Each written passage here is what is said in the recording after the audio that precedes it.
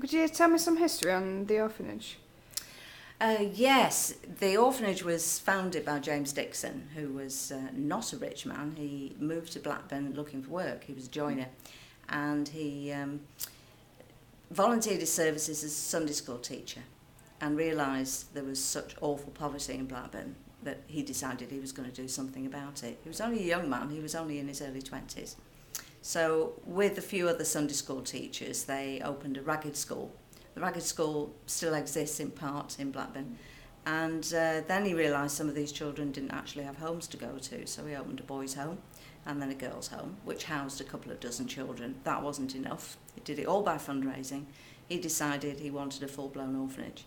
So he carried on fundraising, and by the time he was in his early 30s, he'd built a boys' orphanage and then a girls' orphanage, and that's the building we're in tonight. Fantastic man. This building was opened in 1904, and the boys' orphanage next door was opened in 1891. How long have you worked here? I don't work here, I'm a volunteer, Oh, but I'm in charge of all the historical archives that we have here. He lived here with his wife and his children, so anything that, all the archive records were just stored in the cellar. And because the cellar's so big, nothing was ever thrown away. There was never any need to, root out records and chuck them away. And everything to do with the orphanage from the days it was built was still in the cellar. So it's all been moved up here now to the archive room, and we're going through the process of preserving it all. We still have the original admission forms that were filled in for each child in the 1890s, which are getting pretty delicate now over 100 years later. So we're in the process of scanning them all to keep digital records for the orphanage, and then they're going to be wrapped properly in acid-free paper and stored with Lancashire Records Office. They've given us all the equipment we need to do that and shown us how.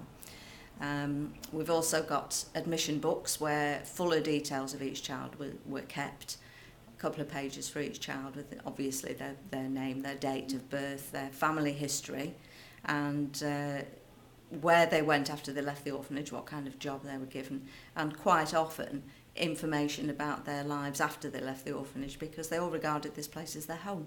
And James Dixon and his wife was their surrogate mum and dad, so they often came back to visit.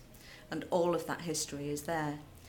So we're digitising all of that because obviously a lot of people are so interested in family history these days, and the orphanage gets a lot of requests from members of the public wanting to trace their family history. And it's only right that we're able to make as much of it available as possible. So my job largely is transcribing all these old records, and it's fascinating. Such a picture of social history. And James kept a desk diary as well. We've got access to that, where he noted down everything that happened in the orphanage on a daily basis.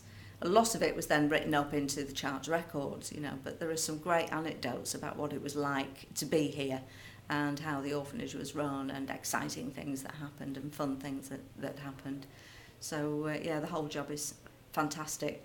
We don't have a deadline to get it all finished either, so I think I'm going to be here for several years, covered in dust by the end of it probably.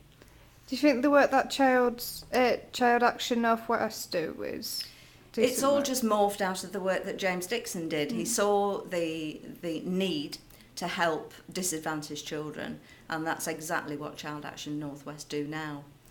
The only difference is that they don't have children living here in the building, but they do such a variety of work. They organise foster care, and they organise programmes that go into schools, and all sorts of other things. And it's all just come out of what James Dixon did, and I think he'd be very pleased to know that the building still stands and the work that he started in the 1880s is still carrying on. I think he'd be very proud.